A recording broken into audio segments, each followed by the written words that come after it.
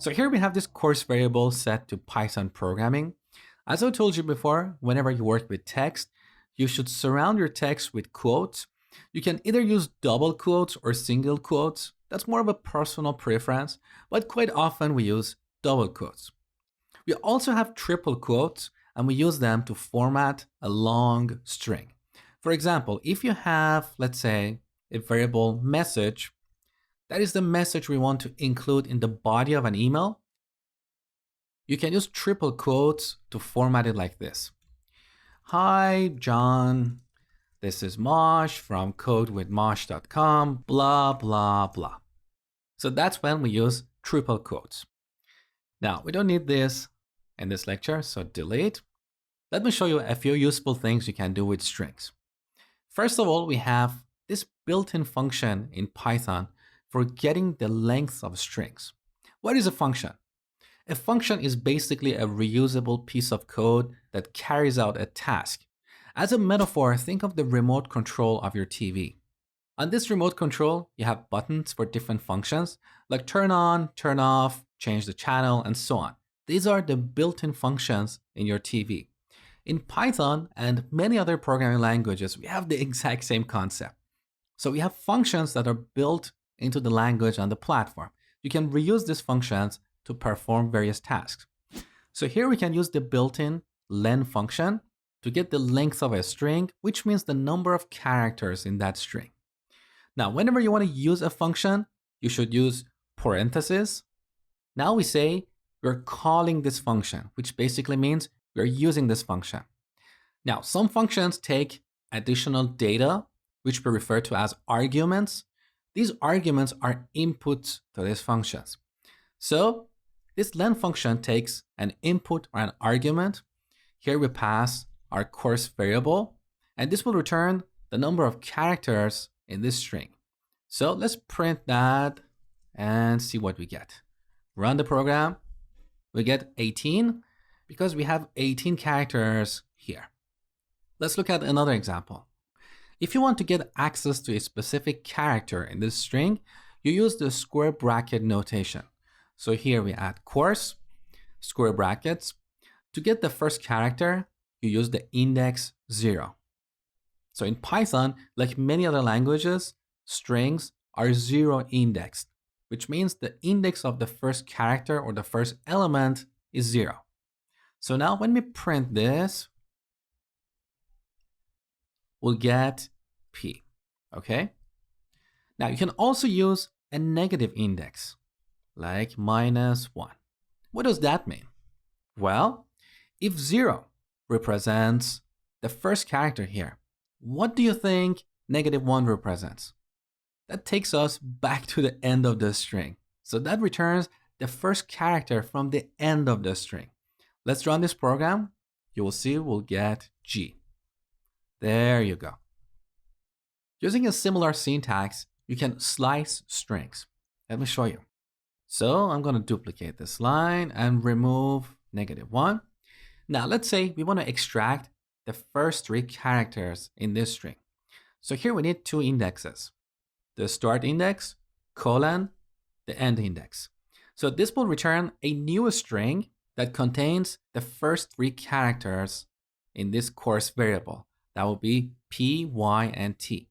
So the index of these characters are 0, 1, and 2. So that means the character at the end index is not included, okay?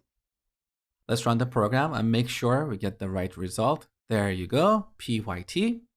Now, what if we don't include the end index? What do you think we're going to get? It's common sense. We start from index 0 and go all the way to the end of the string. So this will return a new string that is exactly the same as the original string. Let's take a look. So we get Python programming. Now, what if we don't include the start index, but include the end index? What do you think we're going to get? Once again, it's common sense. So by default, Python will put 0 here. So it will start from the beginning of the string. So when I run this program, we should get PYT one more time. There you go. And finally, as the last example, if we don't include the start and the end index, This will return a copy of the original string. Let's look at this. So we get Python programming. Now, you don't have to memorize any of these. Just remember, we use the len function to get the length of a string. We use bracket notation to get access to a specific element or a specific character. And we use this notation to slice a string.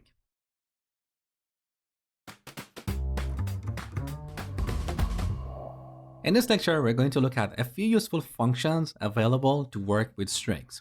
So earlier you learned about this built-in len function. This function is general purpose, so it's not limited to strings. Later, I will show you how to use this function with other kind of objects. But in Python, we have quite a few functions that are specific to strings. Let me show you. So here, if we type course dot, see, all these are functions available on strings. Now, in precise terms, we refer to these functions as methods.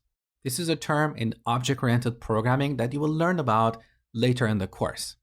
For now, what I want you to take away is that everything in Python is an object, and objects have functions we call methods that we can access using the dot notation. So here, course is an object. We use the dot notation to access its functions, or more accurately, methods. Let's take a look at a few of these methods. We have upper to convert a string to uppercase. Now let's print this and run the program. Here's what we get. Beautiful. Now note that the methods that you call here return a new string, so the original string is not affected. Let me show you. So print course, run the program one more time. Look, this is our original string, right? So course.upper returns a new string, a new value.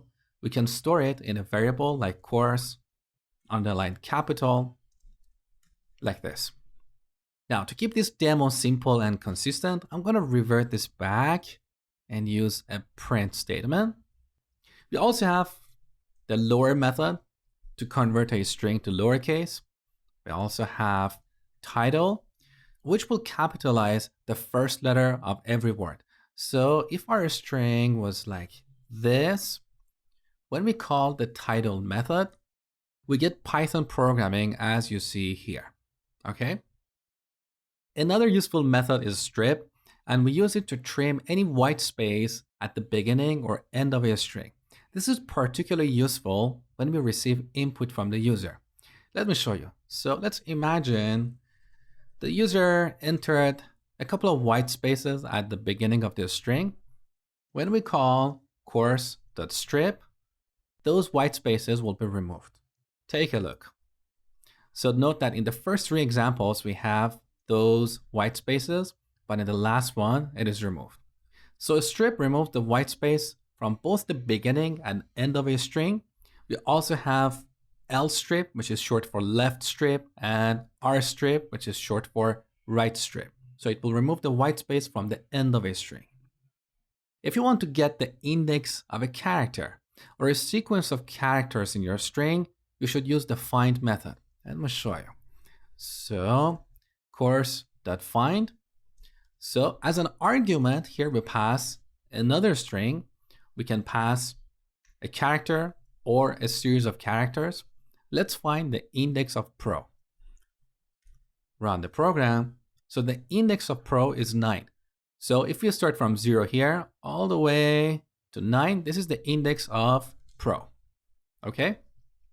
Now, as I told you before, Python is a case-sensitive language. So if I pass a capital P here, obviously we don't have these exact characters in our string. So let's see what we get. We get -1. That means this string was not found in the original string. Another useful method is replace. So we call replace. With this, we can replace a character or a sequence of characters with something else. So let's say we want to replace all lowercase p's with j. With this, we get Python programming, whatever that means. And finally, if you want to check for the existence of a character or a sequence of characters in your string, you can use the in operator. Let me show you. So print, we write an expression like this, pro in course. So this is an expression. As I told you before, an expression is a piece of code that produces a value. So this expression checks to see if we have pro in course. The difference between this expression and calling the find method is that the find method returns the index of these characters in our string, whereas this expression returns a boolean, so it's a true or false. Let me show you. So run the program, we get the boolean true. And finally, we have the not operator, and we use that to see if our string does not contain a character or a sequence of characters. So let's change this to Swift, not in course. When this expression is evaluated, what do you think we're going to get? Well, we don't have Swift in this string, so not in will return true. Let's take a look. There you go. So these are the useful string methods. Next, we'll look at numbers.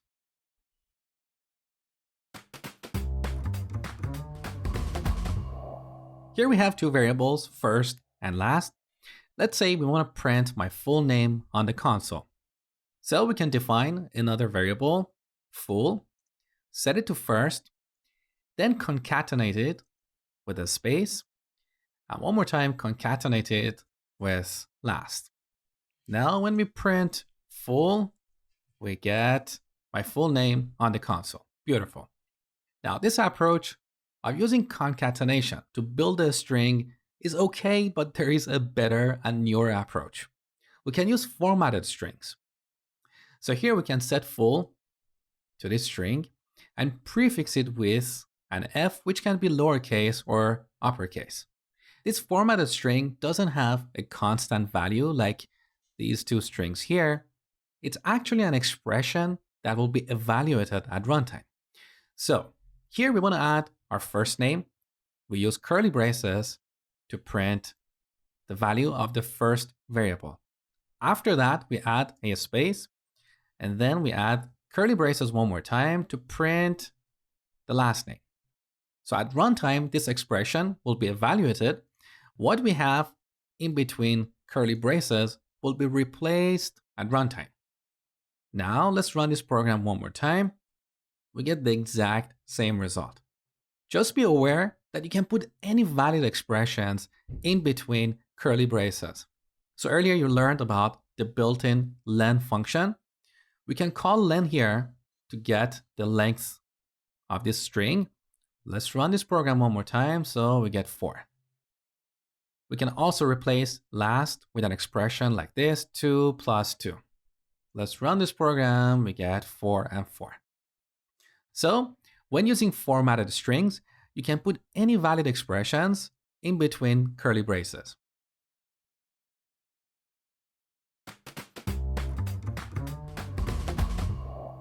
So we have this string here, Python programming. Now let's say we want to put a double quote in the middle of this string. There is a problem here. Python interpreter sees this second string as the end of the string. So the rest of the code is meaningless and invalid. How do we solve this problem? Well, there are two ways. One way is to use single quotes for our string, and then we can use a double quote in the middle of the string. But what if for whatever reason, perhaps for being consistent in our code, we decided to use double quotes? How can we add another double quote in the middle of this string? Well, we can prefix this with a backslash. Backslash in Python strings is a special character. We have a jargon for that called escape character. We use it to escape the character after. Let me show you what I mean. So let's print this course and run this program. What's going on here? We don't have the backslash because we use that to escape this double quote and basically display it here. So backslash is an escape character and backslash double quote is an escape sequence. In Python strings, we have a few other escape sequences that you should be aware of. Let me show you. So in Python, we use a hash sign to indicate a comment. A comment is like additional note that we add to our program. It's not executed by Python interpreter, okay? So here are the escape sequences. You have seen backslash double quote. We also have backslash single quote. So we can use that to add a single quote here. Let's run the program. Here it is, beautiful. We also have double backslash. So if you want to include a backslash in your strings, you should prefix it with another backslash. Let me show you. So when we run this, we get Python 1 backslash programming. And finally, we have backslash n, which is short for new line. So now if I add a backslash n here, see what we get. We get a new line after Python, so programming will end up on the second line. So these are the escape sequences in Python.